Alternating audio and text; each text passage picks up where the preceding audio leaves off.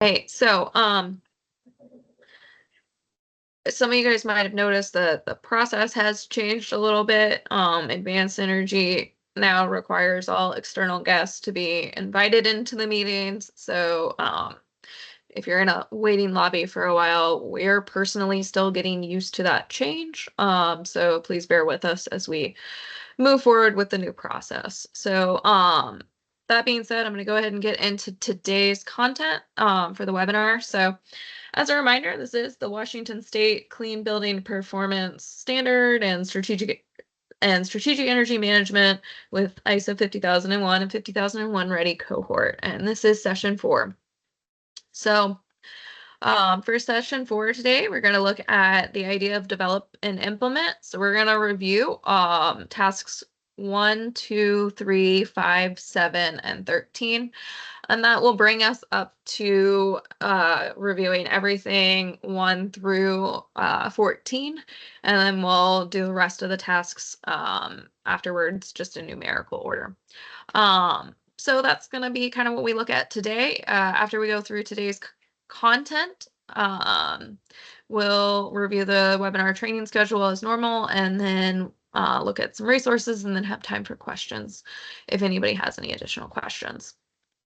So I just want to welcome everybody. Again, this is session 4 of our 8 two-hour webinars for focused on strategic energy management in general, using the ISO 50001 standard and the 50001 Ready Navigator, and showing how it kind of helps with some of the requirements that you have as part of the Clean Building Performance Standard. So just some quick housekeeping. Please be sure that your surroundings are safe. If you're driving, preferably pull over. If not, be sure to be in hands-free mode. If you're in a building, please make sure that you know your exits and you have an exit path.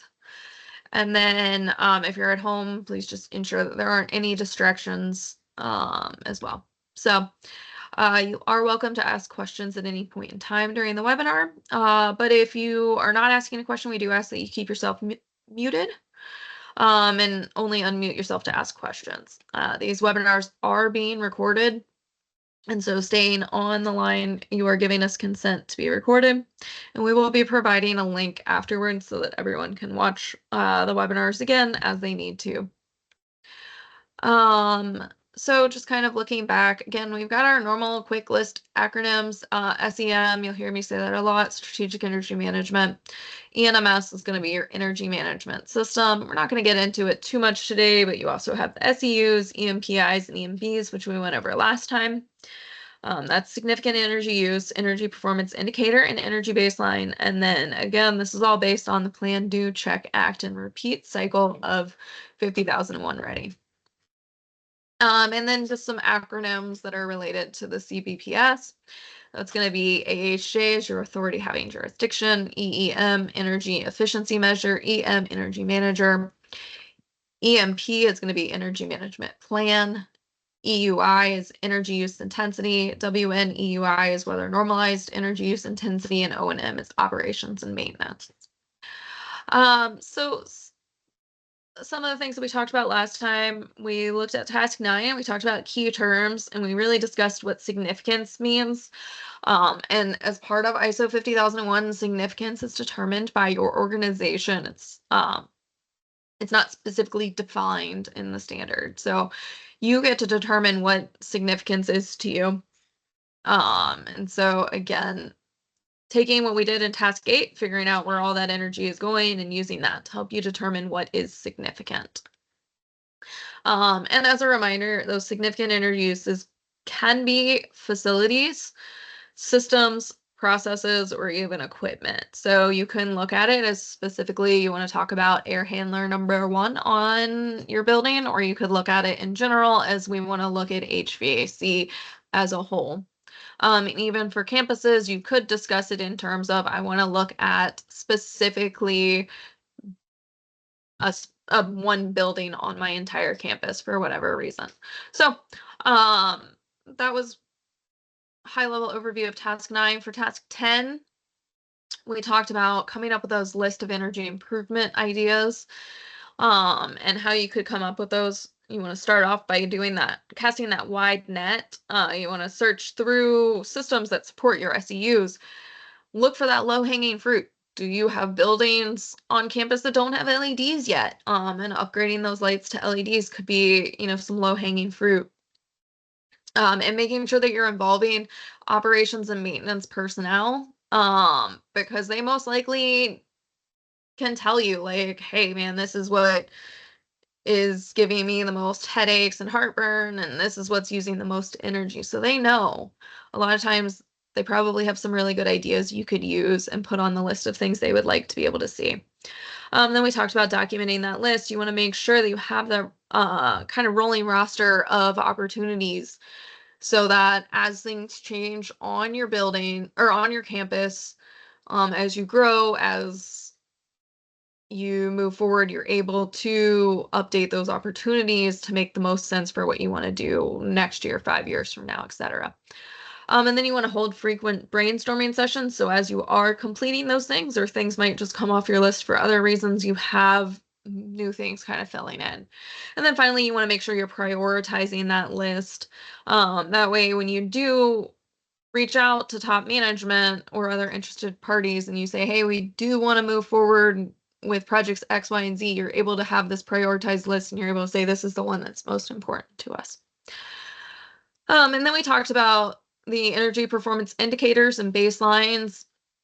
And we referenced how you can come up with those energy performance indicators and compare them to that baseline to make sure that you're reaching those targets that you have. And that I recommended that when you're looking at those energy performance indicators, you look really closely at the energy use intensity values that you're already having to calculate and figure out for the Clean Building Performance Standard, as those are type of energy performance indicators you could be using for 50,001 Ready as well, and not reinventing the wheel unless you have other energy performance indicators you just want to be looking at.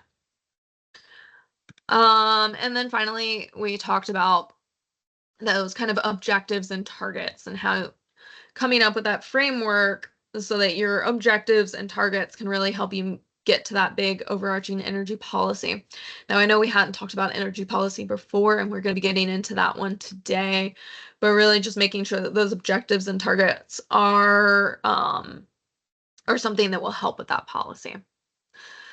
So as I mentioned before, so far, we've gone through tasks 4, 6, 8 through 12, and 14. And today we're going to be getting into the rest of those tasks. So we're really going to be looking at tasks 1, 2, 3. 5 should have been highlighted as well, 7 and 13. Oh, there it goes. So getting into today, we're going to talk about tasks 1 through 3. Those fall under the category that 50,001 Ready has of context of the organization. And so that's really all about building that foundation for your energy management system, and some things to kind of consider and think about as you're coming up with that, as you're working on that foundation is what are some risks and opportunities and maybe some other strategic issues that really affect your ability to have a successful energy management system. What energy related legal and other requirements do you have? For example, the Clean Building Performance Standard is going to be a legal requirement that's related to energy that you have in the state of Washington. And then looking at interested parties as well, who's interested in knowing that you have an energy management system, and then talking about that scope and boundaries. So kind of getting into that, some things to kind of think about when we're talking about the context of the organization. Really just kind of think about this kind of castle on top of the hill. That's your energy management system. And that ridgeline, thinking about that in terms of your scope and boundary. So everything beyond your little hill that you're on, those are going to be external issues. And then everything that's on the same little hill as you, those are going to be your internal issues. And so keeping that in mind as we're thinking about this. So for task 1, an energy management system and your organization. So we're going to determine the strategic issues that affect our ability to improve our energy performance and achieve the goals of our 50,001 ready energy management system. And so really it's all about figuring out creating a list where you keep track of those strategic issues. Um, so again, thinking about it in terms of internal issues, what are some internal issues that affect your ability to have a successful energy management system? These could be positive or negative. Feel free to just unmute yourself and throw out some things that are affecting you and your organization internally.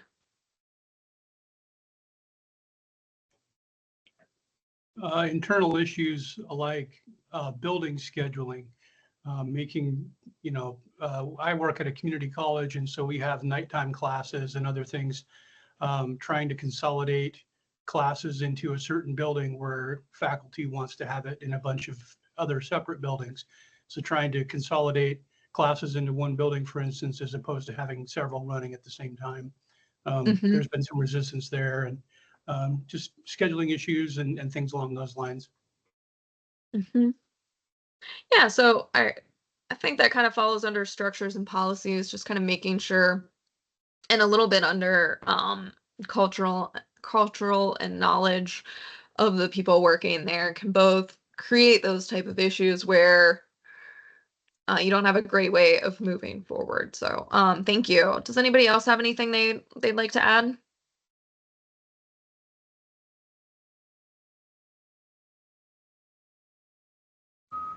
We're just dealing with buy-in issues. At this point, we're falling behind because we don't have the resources to dedicate to a lot of it, and part of that's communication on the importance of this initiative. Yeah, so definitely core business objectives can affect that. Financial resources can also affect that. Anything else anyone wants to talk about? Otherwise, I can go ahead and move on. I just want to give everybody a chance to say something if they have anything.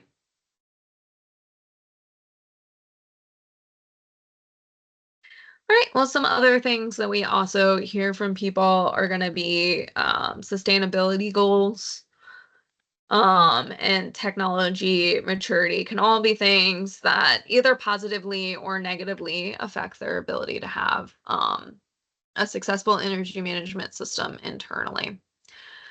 So what are some external issues that might be related to your energy management system and your energy performance that you have to deal with? Any ideas on things that might be external to your organization that affect your energy management systems? Right now, our PUD is revamping their the database that they provide metrics through, and so we actually don't have access to our energy metrics.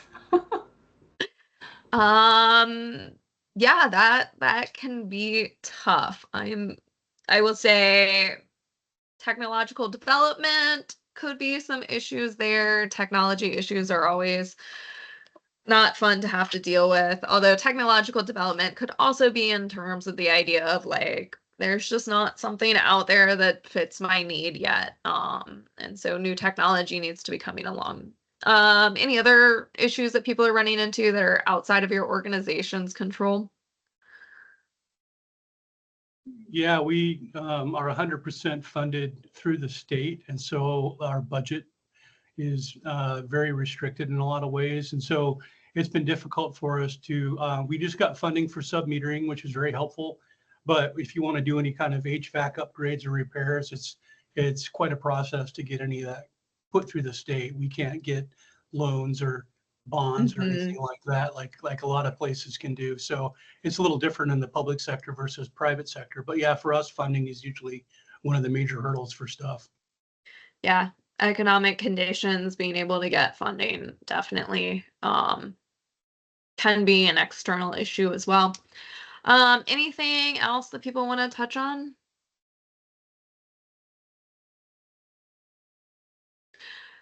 All right. Well, some of the other issues that, we've definitely heard as well can be legal requirements that you have. So air permitting. Um, a lot of times when we're working with large manufacturers, they have, air permitting requirements that they're having to make sure that they're following. You don't want to be putting gross stuff into the air. Environmental challenges such as climate change or air pollution will definitely affect everybody. I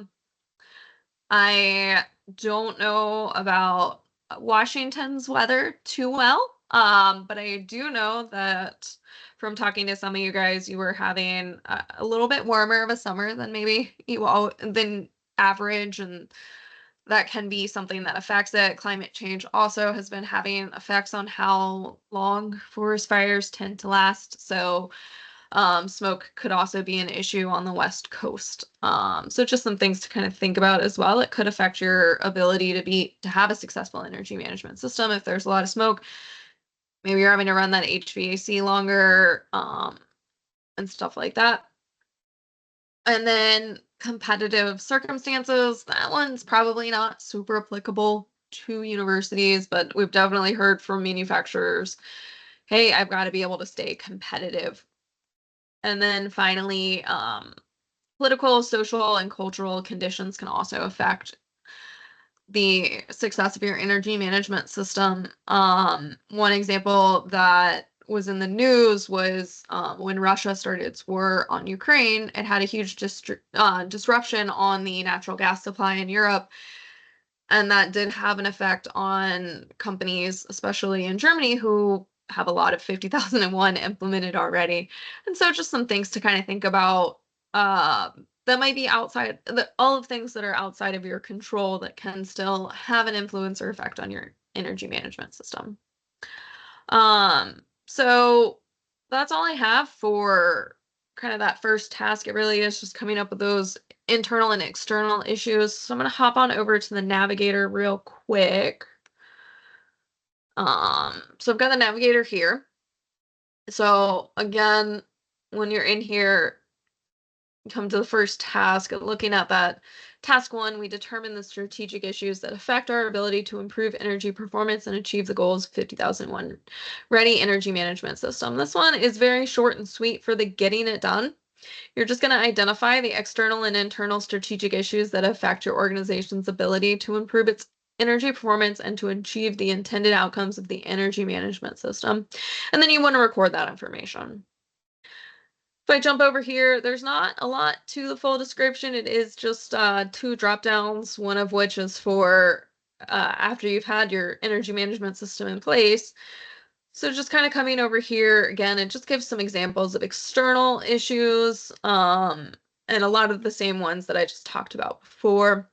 And then again, some strategic internal issues. And so thinking about these things and coming up with what it means or looks like for you guys at your organization is really the intent here. And again, for those of you that are interested in decarbonization, it's got some information in here about decarbonization and how to incorporate that into your energy management plan if it is something that you're interested in. This one's kind of short and sweet, so I will jump over to the playbook. So here we've got our Fort Liberty example playbook. And so you'll note here that in this first task 1 playbook, it actually has both task 1 and task 7 listed. And that is because task 1 and task 7 are tied very tightly together. In fact, the next task we're going to look at is task 7. And it really, you're going to come up with those strategic issues as part of task 1, and then in task 7 you're going to evaluate the likelihood of them happening.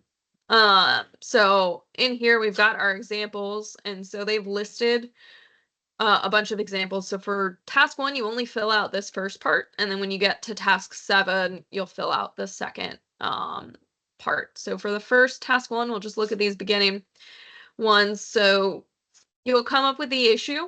In this case, they have vacancy for key energy engineer and HVAC technician positions. That's going to be their issue. And then they look at that. Is that an internal or external issue? In this case, that's going to be an internal issue. And then is it a risk or opportunity?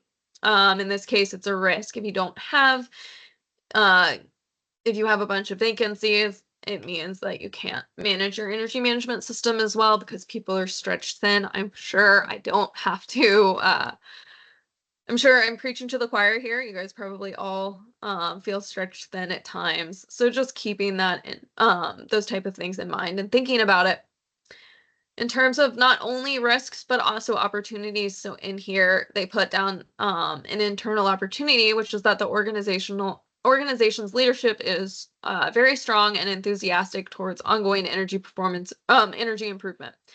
And so you can also put down opportunities as well. So just keeping in mind both internal and external, as well as both risks and opportunities as you're coming up with this list. And again, very similar to what you mentioned a minute ago, Pat, which was, capital availability for projects. In this case, Fort Liberty has to get federal funded projects. But again, thinking about it in terms of, what are those risks and opportunities for you and your organization? And that's all there is to task 1. It's just filling out these first 3 columns and coming up the list, however many things you want to put in here, just making sure you've thought about them. And I encourage you to think about the environment as one of your, or environment, climate change, etc., as one of your external issues, because it is something that we're seeing more and more often. So I am going to hop back over to the presentation. So are there any questions about task 1 before I hop into task 7?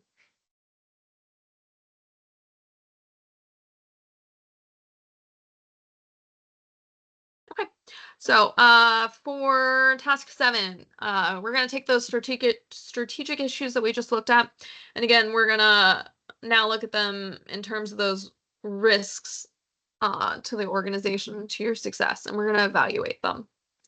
So for task 7, risks to your energy management system success. This is in planning. This is the first planning task in the Navigator. So for task 7, we're going to determine the strategic risks and strategic risks and opportunities to ensure that our organization can achieve the intended outcomes of our energy management system and the energy performance improvement. And we plan and implement actions to address these risks and opportunities and evaluate the effectiveness of the action taken. So again, how likely is it to happen? And if it does happen, what are you going to do to mitigate the effect on that energy management system success? And again, thinking about it in terms of what's going to get in the way of your success for those risks, and then what's going to help for your opportunities. So for the Washington State Clean Building Performance Standard, it is an external risk because it's one of your legal requirements. So you want to make sure that you're including that into your kind of that risk register, as they refer to it in the playbook. And so if you're not fully complying with it, it could result in fines. So none of us want that. So, just kind of keeping that in mind. And in here, kind of came up with some example language that you could use, or some things to kind of think about. How are you going to make sure that you're mitigating those risks so that you are meeting the Clean Building Performance Standard? And then evaluating after you've done those things how effective it is, because that's very, very important that you're evaluating it. So some key terms. A risk is going to be something that poses a threat. It's going to be something that's going to get in the way, make it harder for you to reach those goals.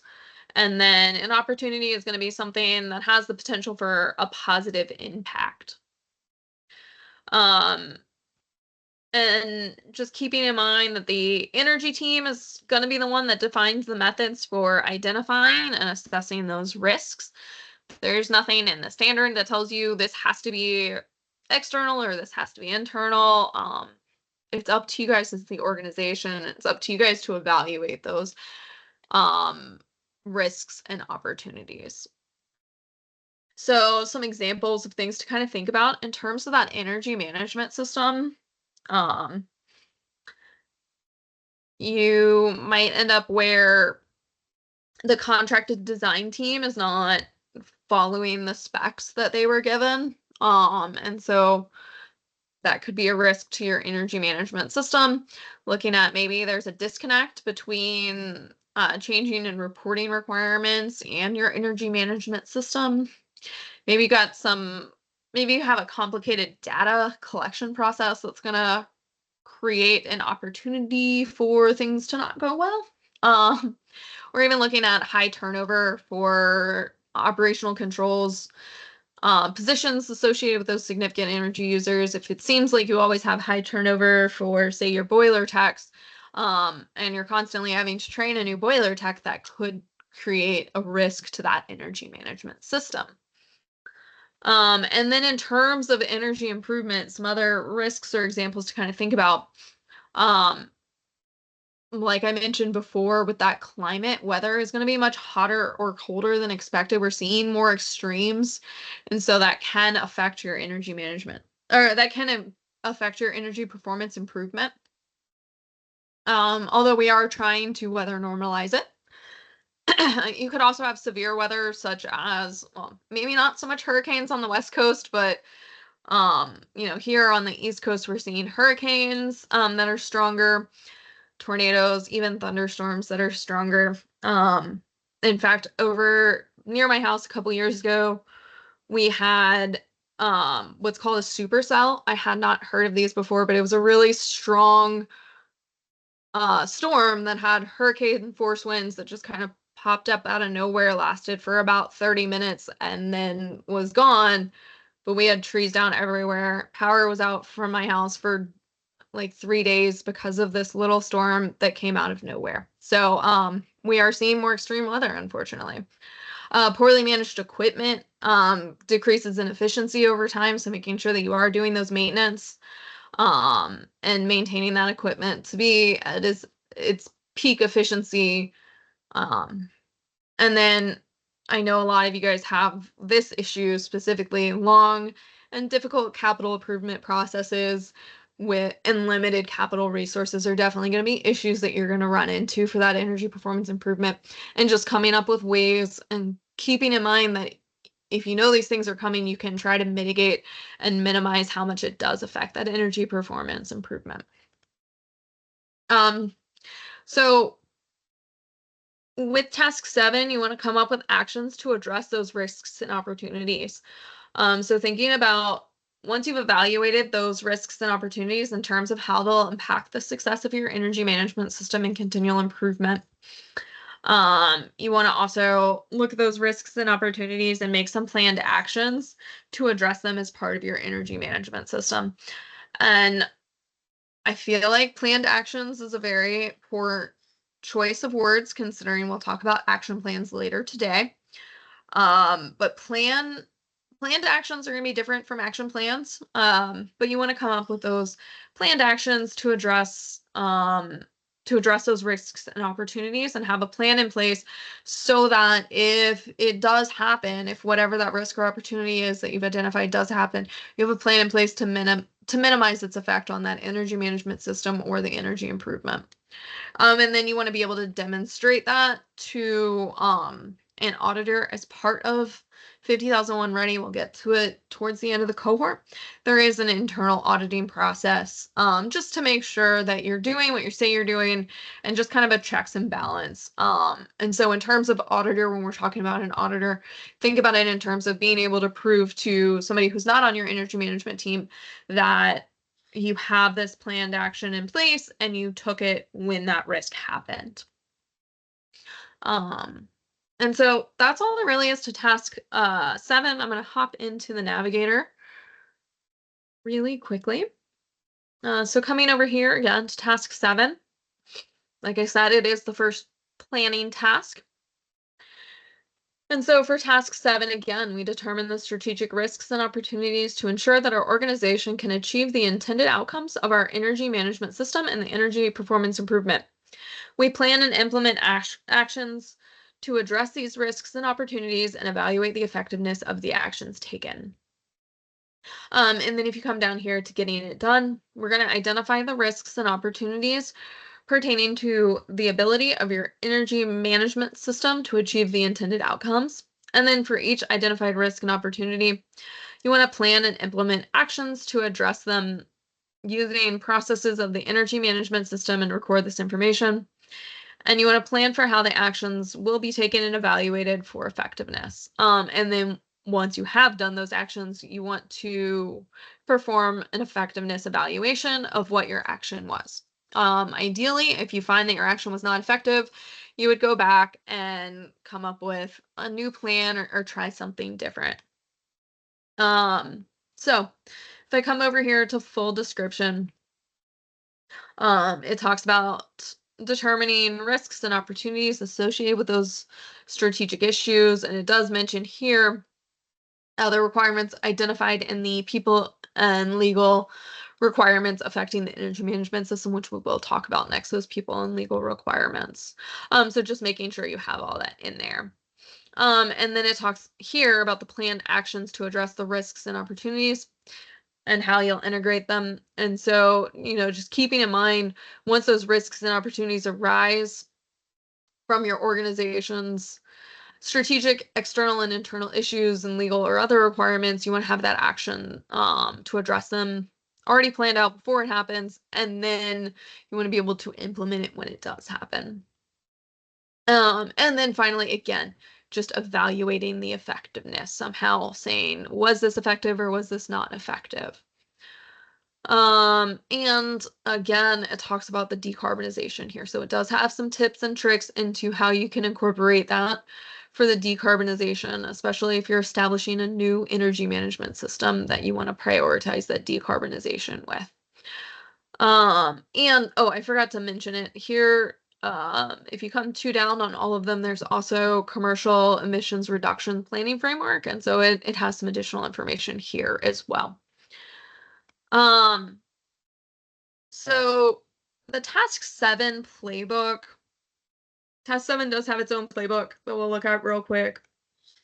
The task 7 playbook is a lot of checkboxes where you're able to provide some additional information on how you're doing those things. So, for example, here it talks about we've decided on the means or methods to determine what are and are not strategic business risks and opportunities that need to be addressed.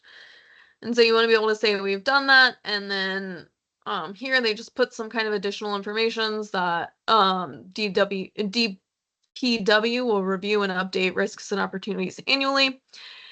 At one of their standing energy team meetings, and key stakeholders will be considered and consulted regarding these items. And so that's how they're addressing that. And so this playbook doesn't really have too much to it because really it's relying that you went back to task 1, and even talks about in cases here that you went back to task 1 and you made sure you did those parts of the worksheet as well. So if I come back to the task 1, now we're going to look at it in terms of filling out these second 2 columns here in this playbook. So this is really where you take that risk as an opportunity register. We came up with this list for task 1. Now we're going to look at these other columns for task 7. And so the first thing you want to think about is, what is the impact on your energy management system? In this case, we ranked it 1 to 3, 1 being little to no impact, and 3 being a big impact. And then what's the likelihood? So in this case, for the vacancies, they said that it'll have a medium impact on the on the success of the energy management system, but it's extremely likely to happen. They see it all the time. And then ranking this risk as low, medium, or high. In this case, as we went through here, they came up with actions for all of them, but some of them are going to be more detailed than others, especially for the things that are related to high. And so in here they have it's a medium impact, and that their action is to just stay on top of personnel vacancies and follow up often. And then review contracts for renewal dates so that hopefully they're not impacted by resource energy managers.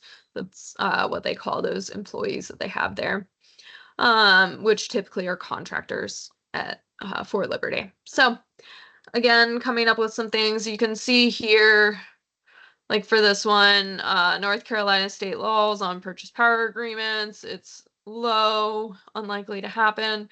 And so they decided that there was no action needed at this time because it was just so unlikely to happen. So you can come up with that as well, but just make sure for all of these you've thought about it and discussed, and then just put the action that you're going to take if it does happen, or the action you're going to take to prevent it from happening. And then finally, there are no examples of them being evaluated, but you do want to evaluate it once the action has been taken and you've had enough time to evaluate how it's going. And so that's all there really is to task 7. So we'll hop back on over to the presentation. Are there any questions about tasks 1 or task 7, how they connect, anything like that before I hop on into the next section?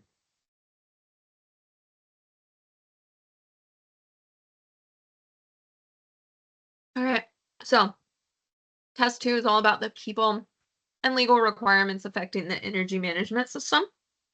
And so we're going to determine the interested parties and energy related, specifically energy related legal and other requirements relevant to our energy performance and our energy management system. And then at defined intervals, we'll review these requirements and evaluate our compliance with them. So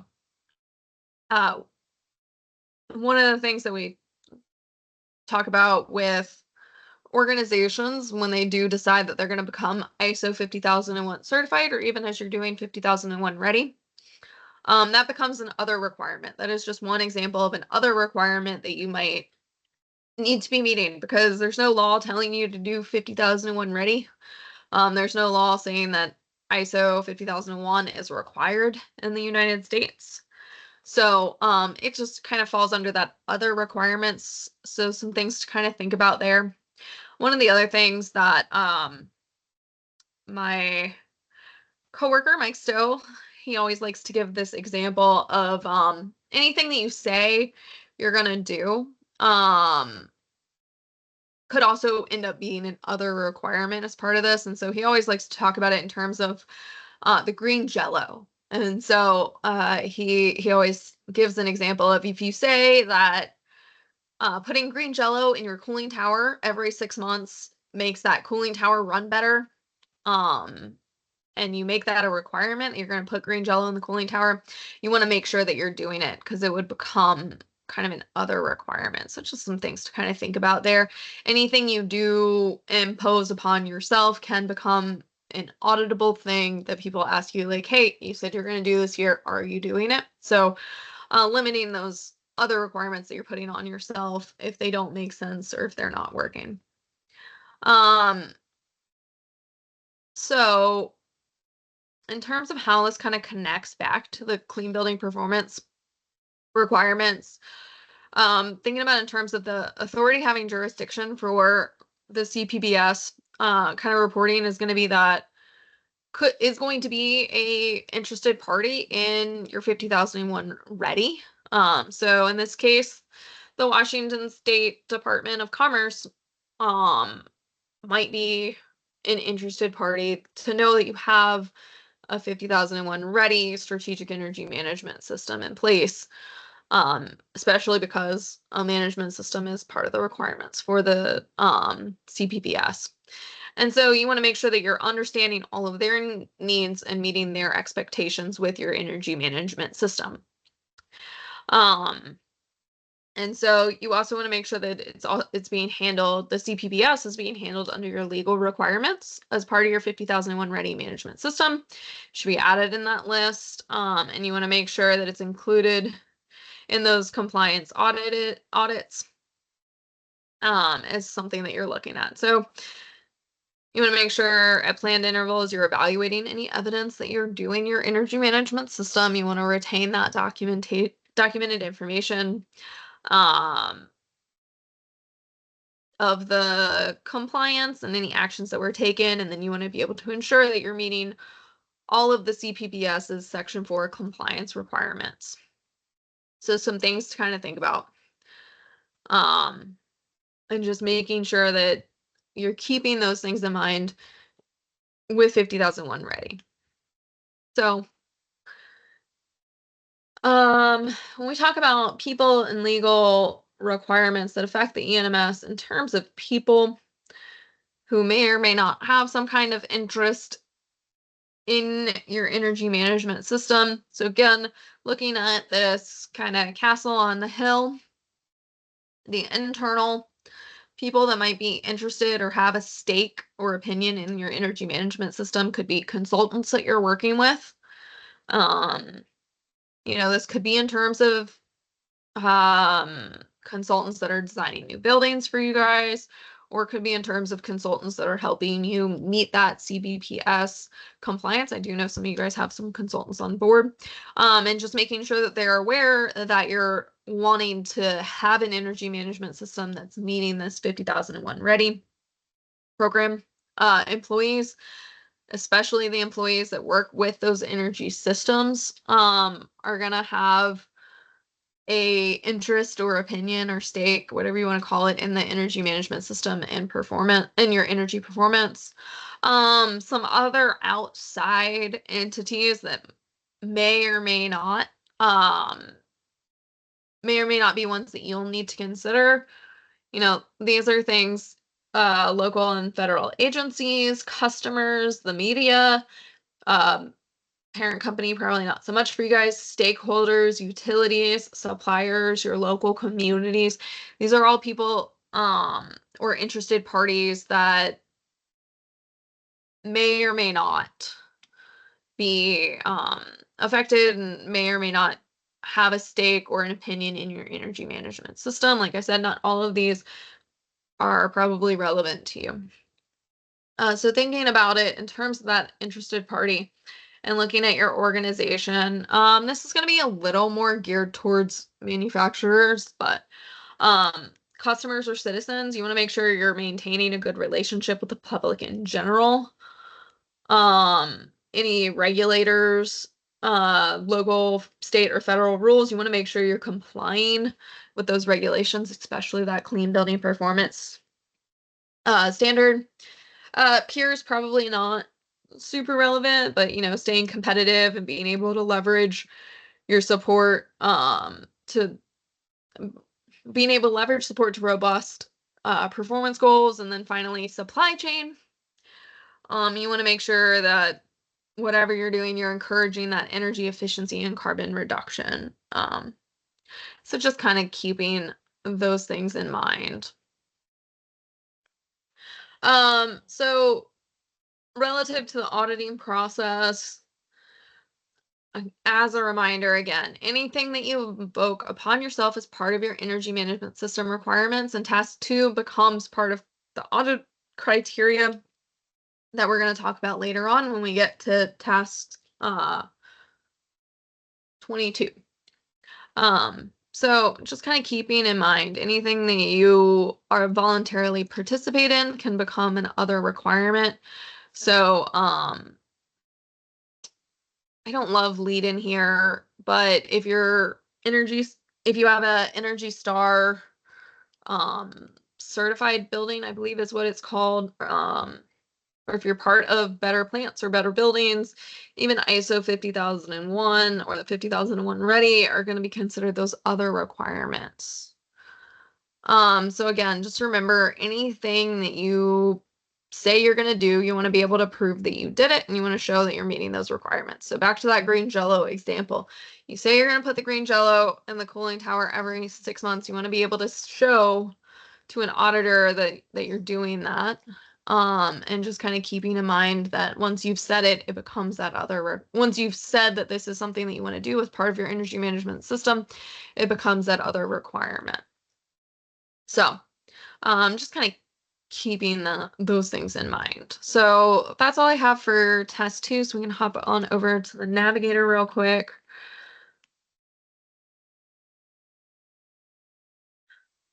All right, so if I come over here to task 2, so we're going to determine the interested parties and energy-related legal and other requirements relevant to our energy performance and the energy management system, and at defined intervals, we'll review these requirements and evaluate our compliance with them. So the first thing you're going to do is identify and record the interested parties relevant to your organization's energy performance and energy management system. You want to determine the needs and expectations of these interested parties as they relate to your organization's energy management system. You want to identify the applicable legal and other requirements related to energy. And then finally, you're going to implement a process periodically to evaluate the compliance with the identified requirements. So if I hop on over to this full description, in here again, it talks about determining those interested parties. And it gives a pretty good list here of interested parties that you could consider. You're not limited to these in any way, shape, or form. But you've got, the government agencies, local community groups, neighbors, customers, suppliers and contractors, etc. And then here, importantly, it's got to determine which interested parties needs and expectations are requirements you will be addressing as part of your energy management system. And I think this is important to really consider. You want to determine what that interested party's involvement or what they're understanding. And you want to make sure you're understanding their needs and expectations as related to your energy management system. Again, some of these listed up here might not apply at all. Some of these other ones, like local community groups, might just need to know that you have an energy management system in place that's working towards the goal of helping you decarbonize or whatever that goal might be. So again, just kind of keeping these things in mind. If I scroll on down, it's also got some stuff for establishing a process for evaluating and updating the requirements. It is important over time. These requirements might change. Things on your site might change. So, just keeping in mind that you are having a plan in place for updating and reviewing it. Maybe it's annually, maybe it's, quarterly, whatever it might be, just to make sure that you are still meeting those and that your list of legal and other requirements and those people are still the correct and relevant lists for who is interested and affected by this energy management system. So hopping over to I'm going to hop on over to the playbook now. So in here for the playbook, again, it talks about identifying the interested parties and determining what their needs and expectations are. And so here, I think this is probably the best way to highlight and show what we're talking about. So in this case, they've got garrison leadership, and that's going to be their first interested party, how it's relevant to their energy management system. So they're going to be responsible for base operations and meeting the sustainability goals. That's how they're kind of relevant to the energy management system. And what are their needs and expectations? Well, their expectations are to meet mandates and policy requirements for the energy program. And so that's just kind of one example. Looking at maybe an external one might be, in this case, they have utilities listed as an external one that might be an interested party and how it's relevant. The utilities are going to provide energy and water to sustain the installation and run energy efficiency programs to manage their infrastructure.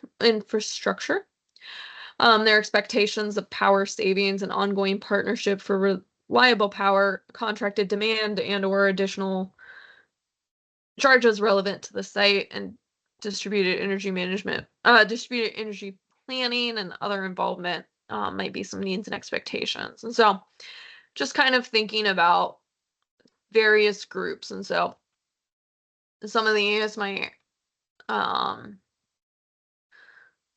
use these lists to help you come up with the list of ones that are important to you and your organization. And then you have a similar table for identifying legal and other requirements. Most likely your list is not going to be nearly this long.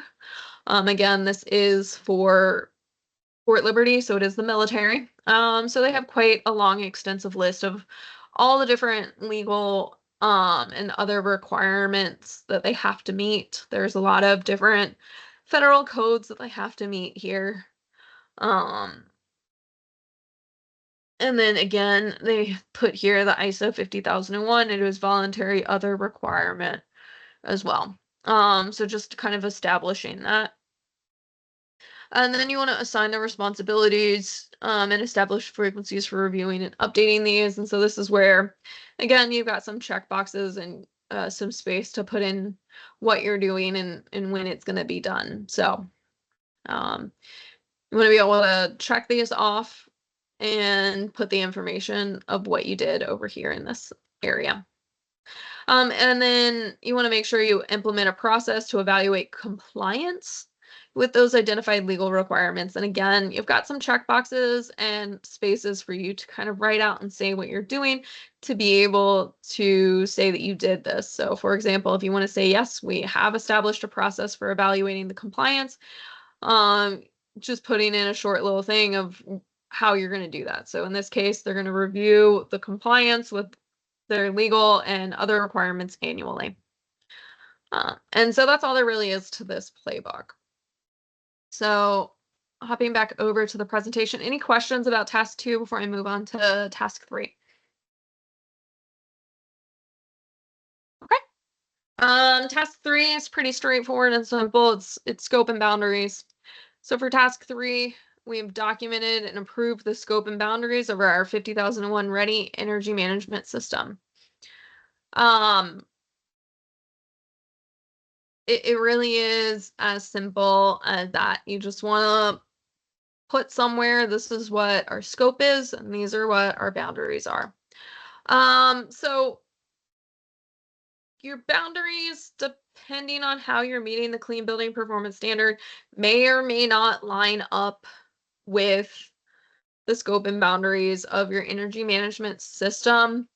I could see where they don't line up if you are looking at your energy management system in terms of the campus, but you're meeting the requirements on an individual building level.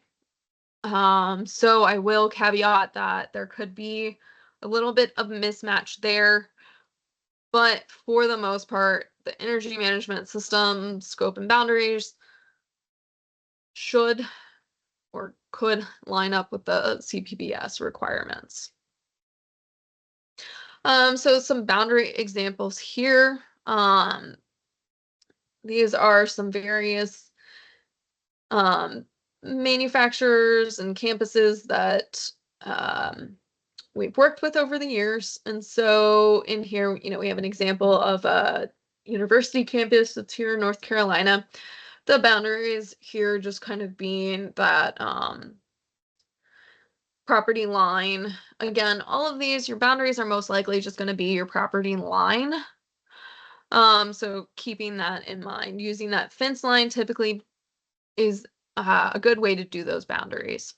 So again, thinking about the scope and boundaries. So the first thing you want to look at, here we have the example of Fort Liberty, who we've been talking about a lot. In here, everything in the blue is going to be within the boundary, and they just used, again, that fence line, property line, whatever you want to call it, to define the boundary of their energy management system.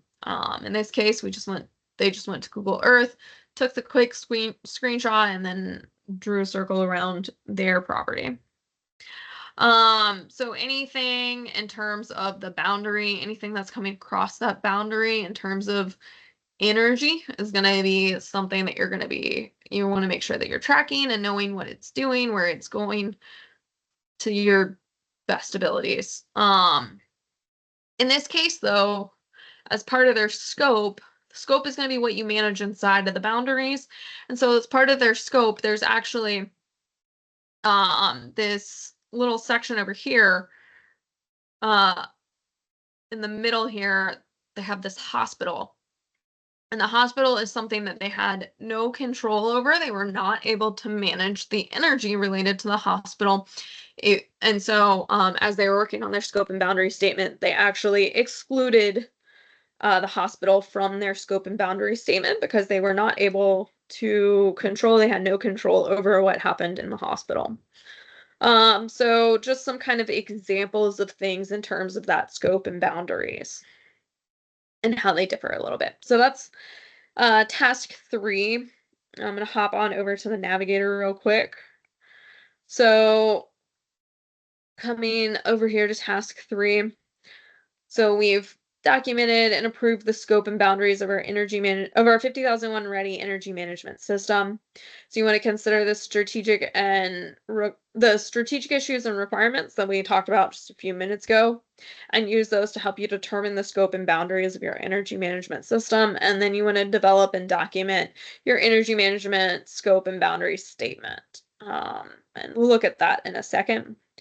So talking about where to start. If you have no clue where you want to start on this scope and boundaries, you can consider looking at these places to help you identify that scope and boundaries. So looking at an organizational chart, maybe a site map or site photograph. Again, maybe even looking at Google Maps. We talked about site or building layouts. Utility drawings, process layouts or process flowcharts, probably not super relevant to you guys, but just some things to kind of think about and consider. And then it talks about here that scope and boundary statement and how there's a optional worksheet to help you formalize the scope and boundary statement.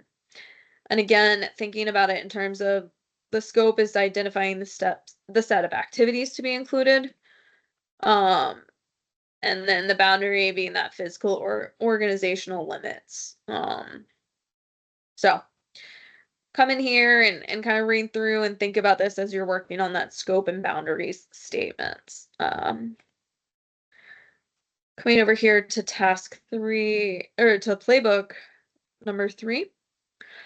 Again, talks about that scope and boundaries. And so in here, it's got some check boxes, and then it talks about in detail here. And so they put in here some things to consider. And so they talked about the internal things that they want to consider when coming up with their scope and boundaries. So they looked at the command structure, and then key contractors as well.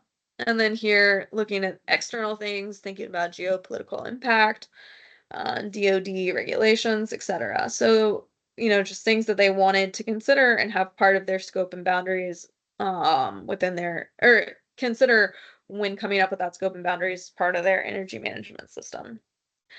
So in here, it says we've defined the site limits and or organizational limits of the energy management system.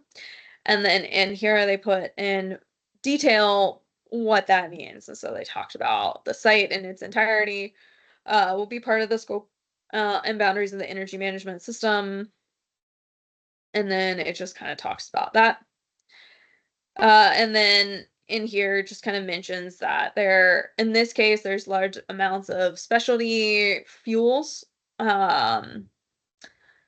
i.e. diesel, aviation fuel, etc., that are for military-based exercises, and therefore will not be a part of the scope because they cannot, that's mission critical. They can't be managing that. It's used when it's used, how it's used, and the energy management system does not have a say in how they're going to use those fuels. And then again, it talks about developing that scope and boundaries statement, and there's some examples in here. And again, it talks about excluding, it talks about the command buildings, facilities, and businesses known as reimbursable tenants located within these properties are also going to be excluded from the energy management system. So they put some details in there as they saw fit for their site. And so again, what makes sense for you and your organization coming up with that scope and boundaries. This is just one example. coming up with whatever makes sense for you guys. As a reminder, I haven't really talked about this today, but these are Word documents, so do feel free to modify, update, edit as you see fit for what makes sense for your organization or for what will work for you guys. So back to the presentation real quick. Are there any questions about task 3? All right.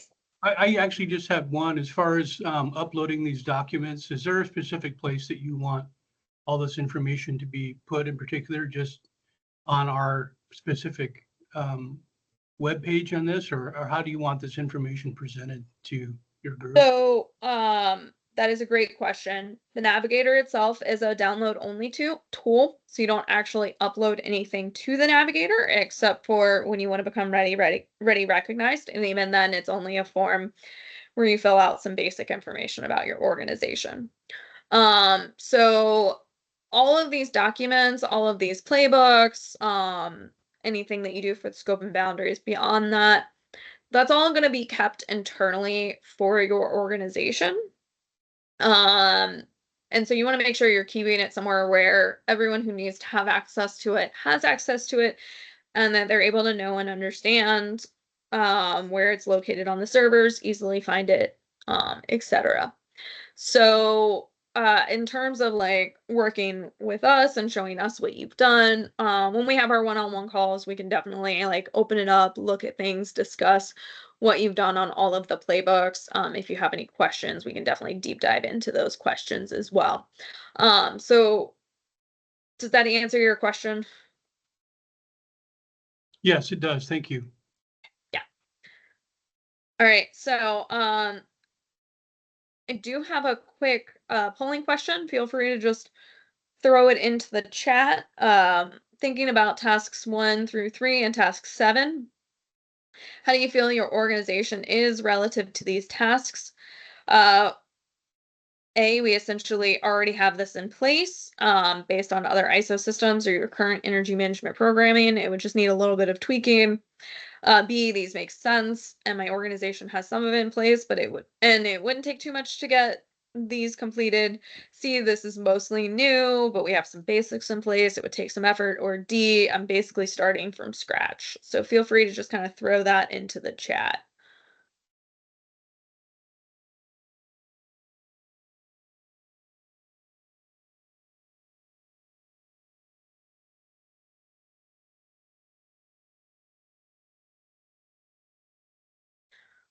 All right. It looks like got a lot of D's. You basically have to start from scratch. And that's fine. Uh, everyone is different, and hopefully it makes sense and you'll be able to use some of the stuff from the example playbooks to help you get those tasks kind of figured out and figuring out what you and your organization want and need, especially with those risks to opportunities, people and legal requirements, etc. Um, so moving on into task 5. So for task 5, that's kind of the energy policy. We did already talk about tasks 4 and 6 during session 2. So now we're going to look at task 5, which is the energy policy. And so for task 5, we have an energy policy statement, which has been approved by our top management and communicated across the organization. And so I know some of you guys have already told me you have some kind of energy policy. Others don't have anything in place. So hopefully we'll be able to kind of look at and think about that energy policy. It is important that it's approved by top management, and then that top management is doing that communication across the organization, because success from the top down, and really getting that dispersed to everybody. So thinking about it in terms of the clean building performance standard, so 50,001 ready just requires an energy policy to be included, to include some kind of commitment to satisfy your legal requirements is related to energy efficiency. So since the Clean Building Performance Standard is a legal requirement, you'll just want to make sure that you kind of include that in your energy policy statement somewhere. So we have an example one here that just says XYZ understands and embraces the need to reduce its impacts on the environment and to operate more sustainably. As part of that understanding, they're committed to, and then it's got a list of things. The first one being satisfying applicable legal requirements, including but not limited to the Washington State Clean Building Performance Standard and any other requirements. So that's just kind of an example of how you might kind of wrap that up and include that into your energy policy. So in terms of an energy policy, sorry about that. Think about it in terms of, we shall save energy. That's really what it comes down to, but making sure that as you write it, it's meaning all of the things that are important as part of 50,001 Ready. So you want to make sure that it is appropriate to the purpose of your organization. You want to make sure that it provides some kind of framework for setting and reviewing those objectives and targets we talked about last time. You want to make sure it includes a commitment to ensure the availability of information and necessary resources to achieve those objectives and targets. So, in that case, top management should definitely have some level of commitment to helping you get the resources that you need to achieve those objectives and targets. And you want to make sure that you're reviewing those objectives and targets so that they are applicable. You don't want to set an objective of we're going to be using 90% less energy than we're using today in 5 years from now, because it's probably not achievable without significant resources. And so you just want to make sure that there's some kind of commitment to providing you the resources and that there is some kind of framework for setting and reviewing those objectives and targets to make sure that they are achievable. Just kind of keeping those things in mind. You want to make sure it includes a commitment to satisfying those applicable legal and other requirements like we talked about before. So you want to make sure there's some kind of statement in there that just says, hey, we're going to meet the Washington State's Clean Building Performance Standard. Then you want to make sure there's a commitment to continual improvement of that energy performance and your energy management system. That's really important to have some kind of commitment in there as well for that. And then finally supporting that it supports procurement of energy efficient products and services that impact your energy performance. So in terms of that, you just want to make sure that it supports your ability to be able to get those as best you can within the framework of your organization. And again, finally, you want to make sure it supports design activities that consider that energy performance improvement. So an example energy policy could be, in this case, they came up with a fancy one, where it spells reduce down the side. So in this case, in this example, an energy intensive facility. As an energy intensive facility, we strive to reduce the energy consumption and cost to promote long-term environmental and economic impact, economic sustainability of our operations, and that we're committed to reducing the energy use per ton of product by 25% in 2030 and reducing our associated carbon footprint, that we're ensuring the continual improvement of our energy performance, that we're deploying information and resources to achieve our objectives and targets, that we're upholding legal and other requirements regarding energy, that we're considering energy performance improvement in design and modifications of our facilities, equipment, systems, and processes, and that we're effectively procuring and utilizing energy efficient products and services. So that's just one example of how you might be able to write that to meet all of those things that we talked about just a second ago on the previous slide. And so again, just keeping in mind the energy policy shall be available as documented information. So you want to make sure that it is available for people to be able to see and read and use as necessary. You want to make sure that it's communicated within the organization. So ideally, all employees would know that there is an energy policy. You want to be available to you want it to be available to interested parties as appropriate. And then finally, you want to periodically review and update as necessary. So again, as things change on your campus, as you're meeting goals, you might need to go in there and modify things. As your legal and other requirements change, you might need to go in there and modify your energy policy depending on how you write that in. So again, just making sure you have some kind of system in place to go in there every so often, and update it as necessary. So we can hop on over to the navigator real quick for task 5. So looking at task 5, it's the only task that we had not gone over in leadership. And so in here, we have an energy policy statement, which has been approved by top management and communicated across the organization. As part of this, you want to draft your energy policy statement.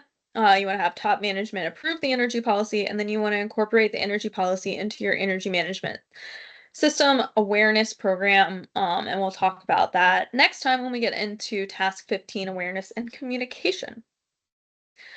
So in the full description, talks about the draft energy policy, and then it just gives those same things, the musts that need to be in there. So you want to make sure that the energy policy must state top management's commitment to the following things.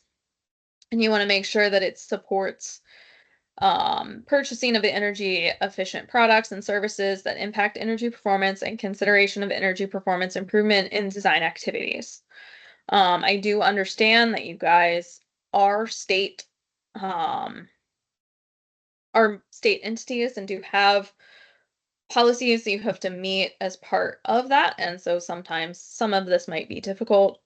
Um, and we can discuss further, but I do honestly believe there's ways you can incorporate purchasing energy efficient products and services into your energy policy and into your processes, and meet the intent of that, even if it's something that is real low on your priority list, saying all things else equal, if we have 2 products that cost the exact same thing and one of them is more energy efficient, we're going to go with the more energy efficient one.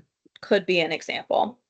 And again, we can talk about that later as it comes up, but it is something you want to make sure that the policy is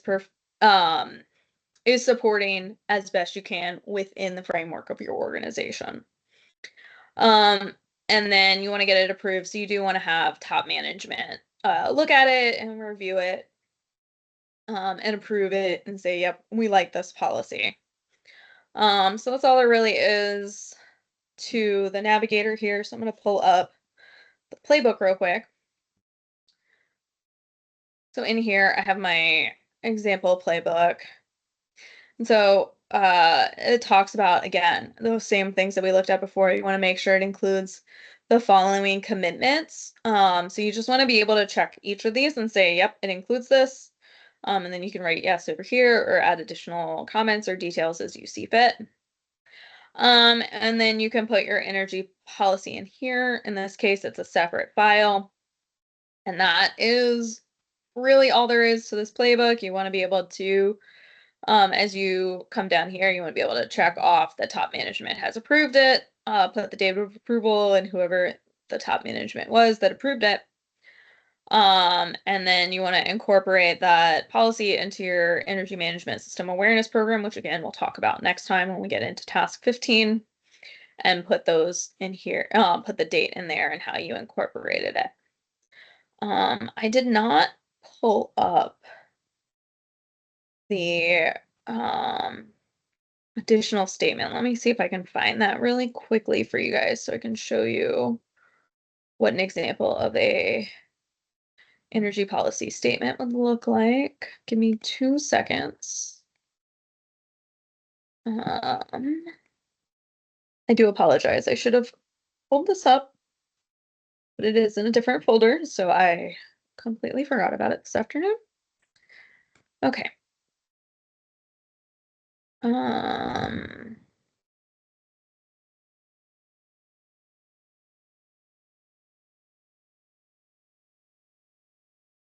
right, so in here, this is their example that they use for their energy policy. So you can come in here and write it however makes sense for you guys. Again, this is just an example of what they did for Fort Liberty. It might say Fort Bragg in here because they were Fort Bragg at the time, but again, it just talks about all the different ways that they're going to meet that. And their policy is quite long. Your policy does not have to be nearly as long as this. This is just an example of what one could look like. And so in here, they do just have one paragraph dedicated to making sure that they're meeting all of those things and that they're meeting their goals as they need for their site and organization. So in this case, they want to make sure that their energy policy and energy management system meets the 5 goals of that they're making informed decisions, that they're optimizing the use of the energy, that they're assuring access, that they have their building resiliency, and that they're still driving innovation. So that's kind of an example of what they have for their policy. And again, it's got some additional things in here, responsibilities, specific items related to it. Yours doesn't have to be this long. Yours could just be a couple paragraphs. This is just one example of what one might look like. So hopping back over to the presentation, are there any questions about task 5 before I hop into task 13? Okay. So for task 13, we're talking about action plans for continual improvement. Again, not to be confused with the planned actions that we talked about earlier. So for task 13, we're going to develop action plans to implement and improve projects to achieve our objectives and energy targets. So last time we talked about those objectives and energy targets and coming up with those lists. Making sure that you're prioritizing the opportunities that we talked about, those improvement opportunities that we talked about last time as well in task 10. And so as we're coming up with these, as we go through those objectives and targets, and as we come up with a list of improvement opportunities and we come up with those projects, we want to develop action plans for implementing those. So in connection to the Clean Building Performance Standard requirements, thinking about it in terms of action plans are incorporated in those objectives and targets to have a cohesive planning and tracking document, kind of a way to keep it all together. And so you want to make sure your objectives should include ensuring the compliance of the Clean Building Performance Standard and should be created to help you make sure that you're meeting those requirements. And then your targets, again, are likely going to be things in place to help you meet those energy use intensity targets that are defined by that Clean Building Performance Standard.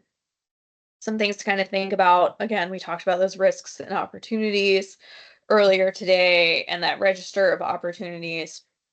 In terms of 50,001, in terms of that Clean Building Performance Standard, having that list of energy efficiency measures, if you did go through those energy audits, are also going to be a similar idea of just having those in place. And then the output from all of this is going to be documentation to include those list of energy efficiency measures that have been implemented. So kind of, again, connecting back into that, having that energy management plan that shall incorporate, it's got a few different items, but one of them was a list of energy efficiency measures that have been implemented. So as you're working through that, in terms of what makes a robust action plan, kind of thinking about it in terms of different groups, different organizations. To think about a robust action plan has delegated roles. So everybody knows what their job is and that they are working towards their part of whatever that action plan might be. Oh, sorry about that. That you have timelines in place so people know when tasks are due and when they should be, what they should be doing. Having detailed steps for implementation so people know exactly how to implement whatever that action plan is. And then you importantly want detailed steps for verification. So you want to have some kind of, as part of your action plan, you want to have thought through how are you going to verify that your action plan is working. Some kind of quantitative assessment of success. Again, steps for the verification, quantifying the results of whatever that action plan is. And then again, clear, accessible documentation. So having that information where people can get to it, so that everybody knows and can see the documentation, can see what the quantitative results were, etc.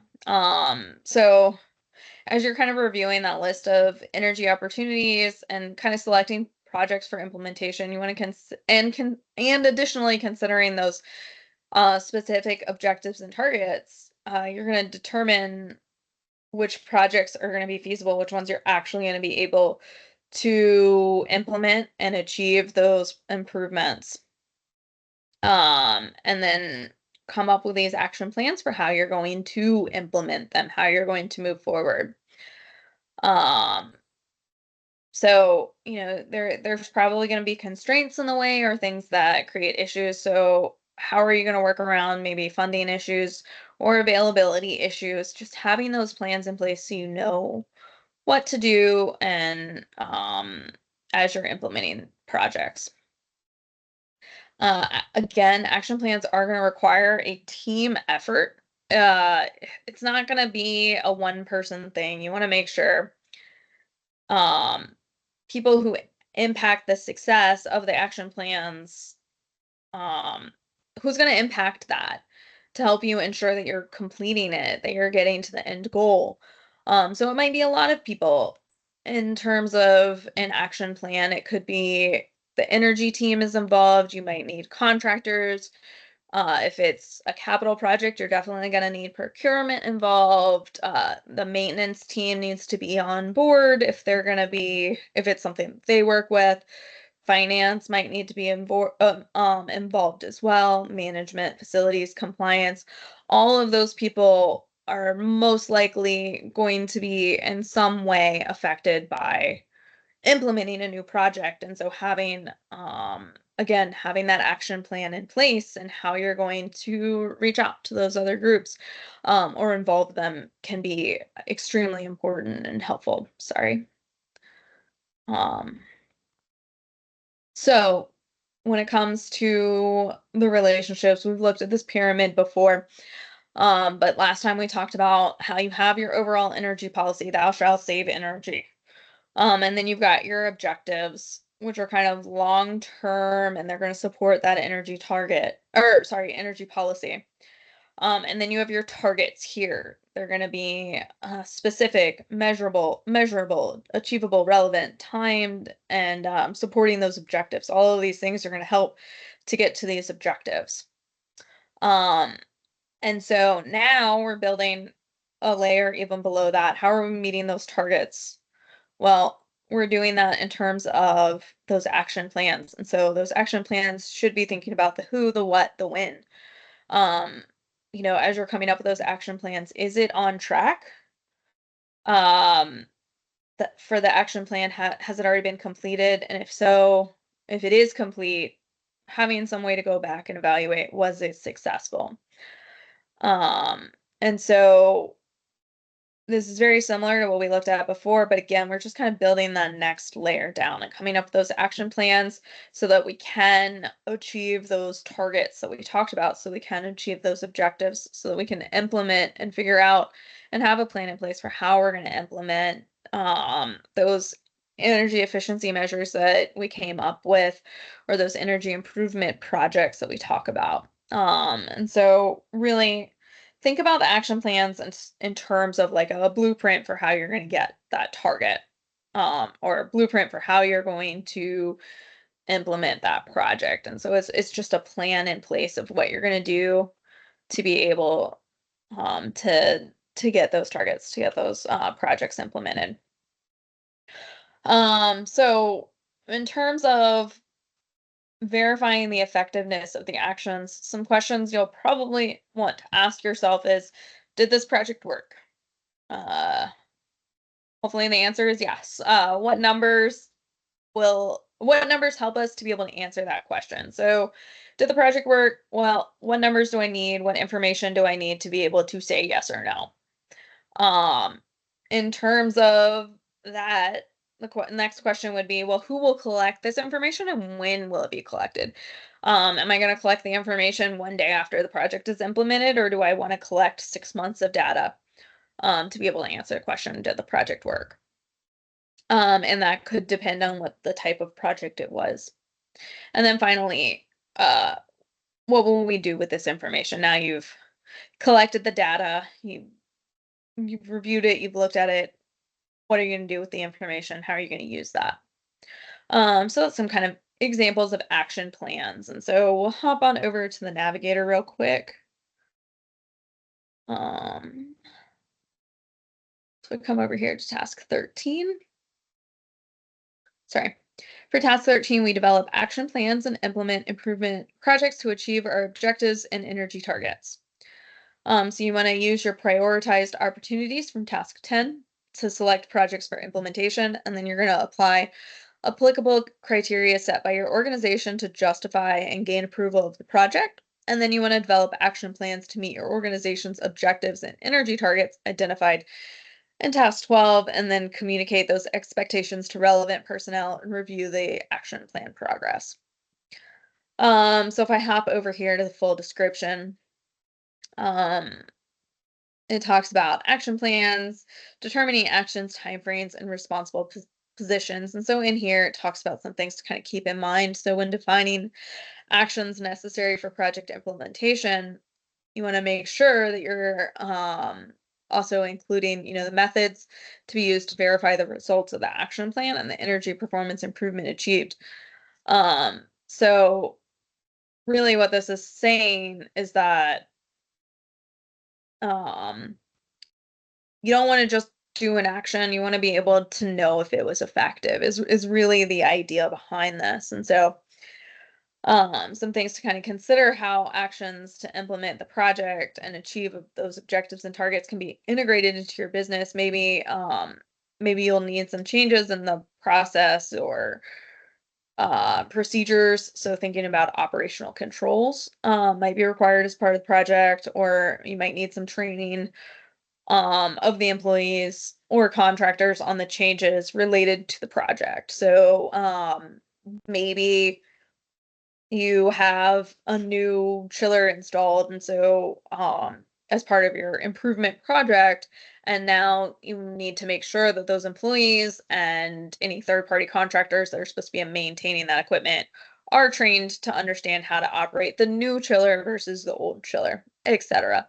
So just kind of keeping those things in mind. And then again, it talks about define those verification methods. How are you going to determine if the action plan was effective?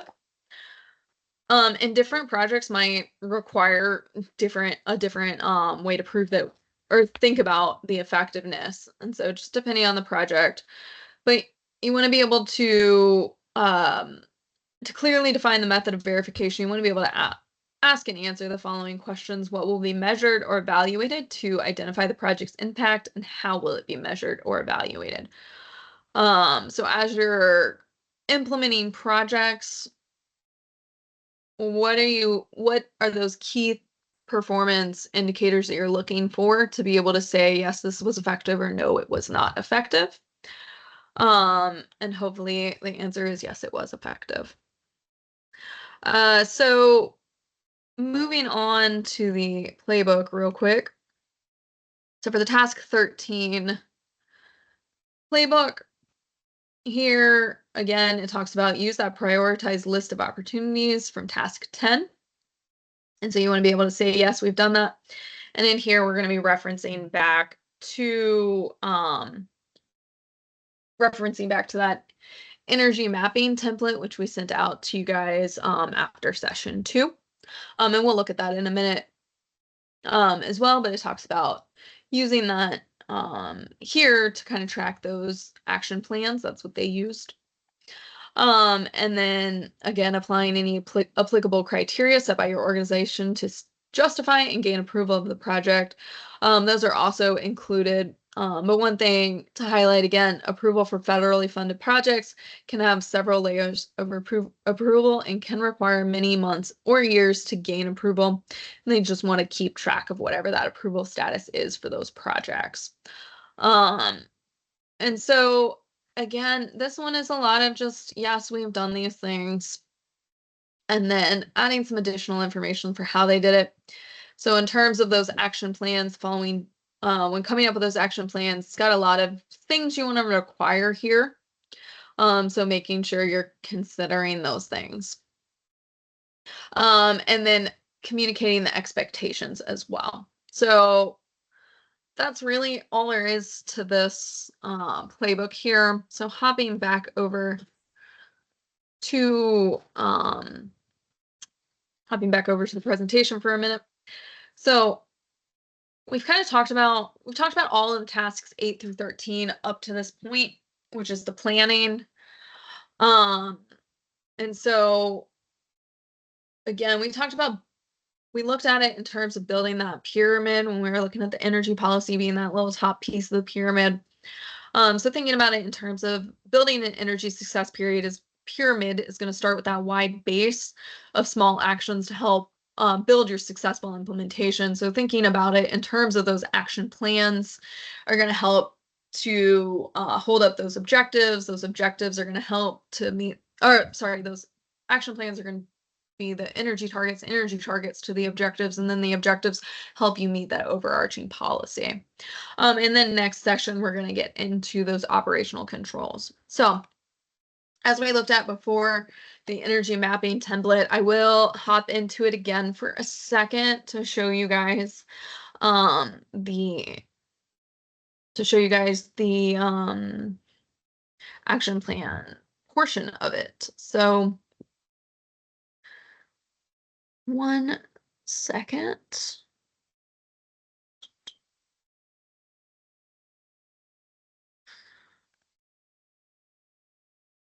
It was not where I expected to see it. There we go.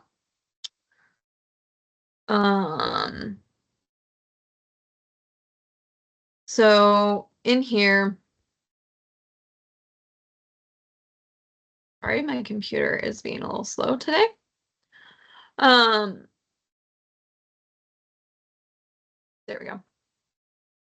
So in here, again, this energy mapping template that we looked at before, if you come over here, we looked at the energy performance improvement kind of project evaluation. Now, if we come over here to this number 9, action plan template. And so in here, we have a template set up where you can come up with action items, who's going to be in charge of that, what the due dates are, when it's going to be completed, and then required resources or comments.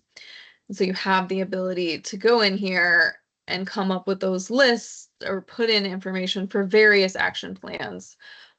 Most likely you're not just going to have one action plan at a time. So you can use this as a place to kind of track or organize those. I do have an example one that I can pull up really fast as well. So we also have an example of the filled out one in terms of action plans for the Army playbooks that we have been providing. So let me pull that over. Where did it go?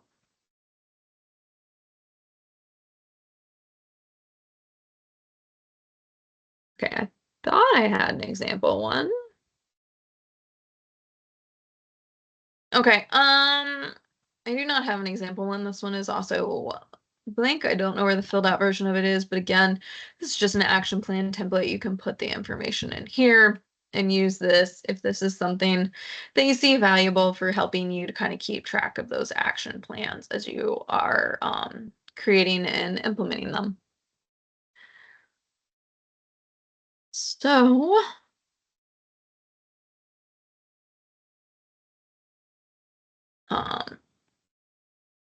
so I have a second polling question thinking about tasks 10 through 13. Again, we talked about some of those last time. But really adding in that 13 and those action plans for continual improvement. How do you feel your organization is relative to these tasks? That you already have something in place. It makes sense, but and it wouldn't take too much to be able to get to this, but you're not currently doing all of it. It would be new to your organization, but you have some basics that you could already kind of leverage, or you would basically start from scratch. Please feel free to put your answer into the chat.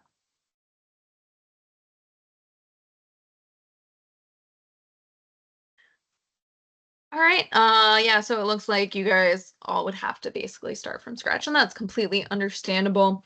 Hopefully action item or action plans kind of make sense to really help you just come up with a way that you're going to be meeting those objectives and targets and implementing things. It's really just kind of a roadmap for how you want to move forward with those. So I do have some review questions. Again, feel free to just put your answer into the chat real quick. So review question number 1 regarding the information flow of the navigator. There, A, is no information flow. The site is read-only. B, the information flow is one way. It's download only. C, the information is available, but you must add a credit card to access it. Or D, 50,001 Ready is only available to military organizations. So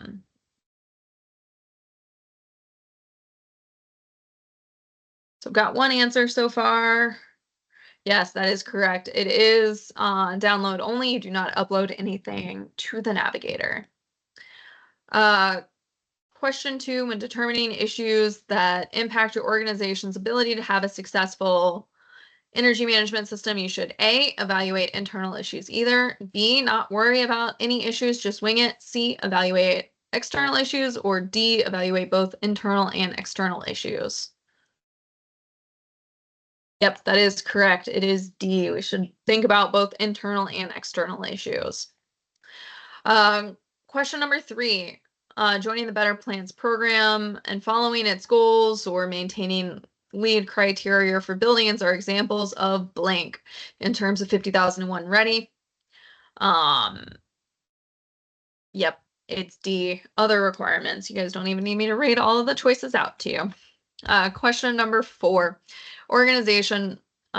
Your organization must have authority to control its energy efficiency, energy use, and energy consumption when selecting the scope and boundaries. True or false?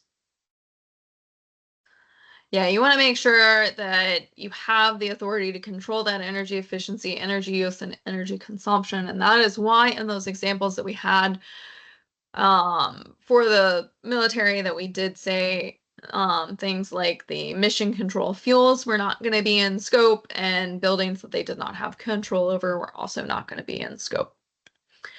Question number 5, which of the following is not a requirement for your organization's energy policy? To be available as documented information, to be communicated within your organization, to be submitted to your state government's environmental department for approval prior to implementation, or to be periodically reviewed and updated as necessary. All right. Yes, that is correct. It is C. You do not need to submit it to the state government environmental department for approval prior to implementation, but you do need to make sure that it's available as documented information, and that it's communicated within your organization, and that you're periodically reviewing it and updating it as necessary. Question 6, tasks 1 and 7 work together to help your organization evaluate risks and opportunities to give assurances that the energy management system can achieve its intended outcomes, including the energy performance improvement. B, prevent or reduce undesired effects. C, achieve continual improvement of the energy management system and energy performance. Or D, all of the above.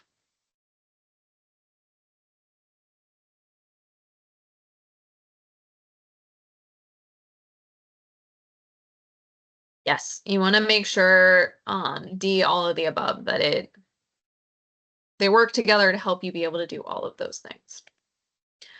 So ISO 50001 and 50001 Ready require that you determine and prioritize opportunities for improving energy performance. Which of the following could be criteria for prioritizing your energy projects? This is relevant to last time, and I do apologize that it's in here, but I believe you guys will probably get this correct. Simple payback, estimated annual energy savings, capital cost, or all of the above. Yep, that is correct. All of the above. Again, more relevant to last time, ISO 50001 requires that every SEU have an associated energy improvement project. So digging deep into that knowledge from last time, is that true or false? I got 1B. Let's see. Yep, correct. That is false. While most of the time you will have an associated energy improvement project, it's not required to have one. Going back to that energy pyramid that we've been talking about, building that energy success pyramid starts with a wide base of small actions that build to a successful implementation of the energy policy through action plans, energy targets, and objectives. True or false?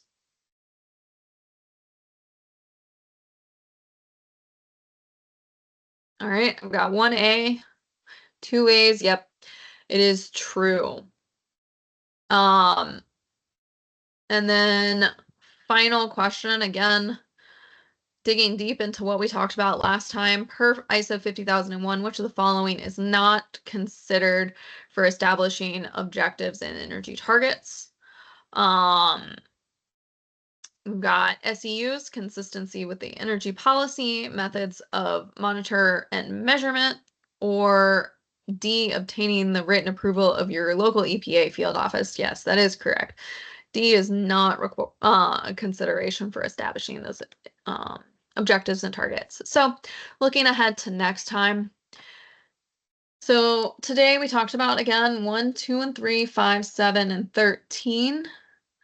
So next time we're going to be looking at 15 through 19. So we'll be talking about awareness and communication, documenting your energy management system, which we've briefly touched on before. As we've talked about this, you might have seen document or retain documented information, as we've talked about these, and we'll really get into what that means, part of task 16.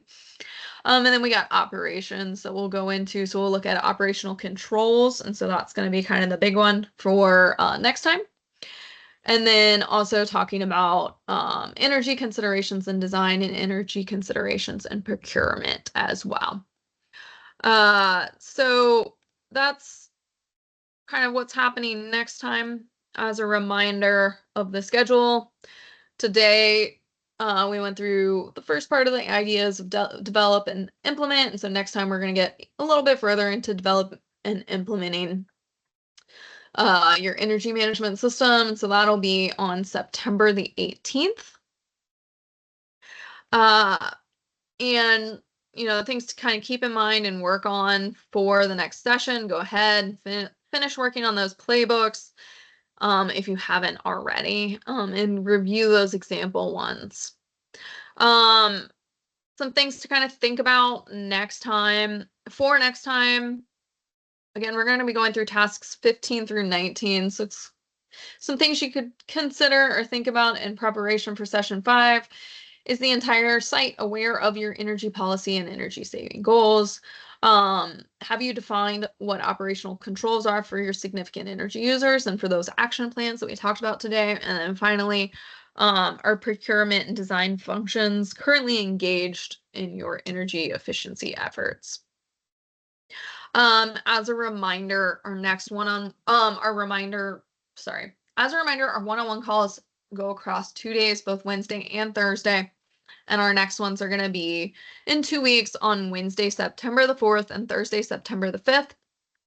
We do have the schedule here. We'll be reviewing all of the tasks that we discussed today, as well as any of the tasks that we discussed previously up to this point. You should have the appointments on your calendar already. Let me know if you do not. And then the last thing to kind of think about is this is the week of Labor Day. So please let me know early if this week is not going to work for you, because you're not going to be available, and we can look to move the meetings around as necessary. So again, this is going to be the Wednesday and Thursday after Labor Day. Final polling question. After listening to today's webinar, session 4, we've covered tasks, I should say 1 through 14. How do you feel about the 50,001 Ready as a resource to help you with your energy management plan? You're still overwhelmed, but feeling better, cautiously optimistic, encouraged, or ready to get ready. Thank you so much. I do see that you're overwhelmed, but feeling somewhat better. So I appreciate the honesty, and I'm glad that I was at least able to help you feel somewhat better. Here's some resources for the 50,001 Ready. If you do have any questions, feel free to look through those and reach out to us as you need to. Do not wait until our next one-on-one call. If you're working on something and just need help, feel free to reach out to me, shoot me an email, give me a call. I'm here to help. So that's all I have for today. If you have any questions, feel free to unmute yourself and let me know. Otherwise, thank you guys for joining.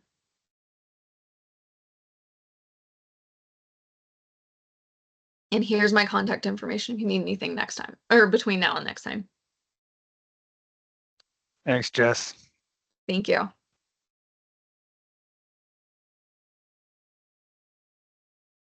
All right, well, if there are no questions, that's all I have for today. So thank you guys for joining, and I will talk to you guys in 2 weeks.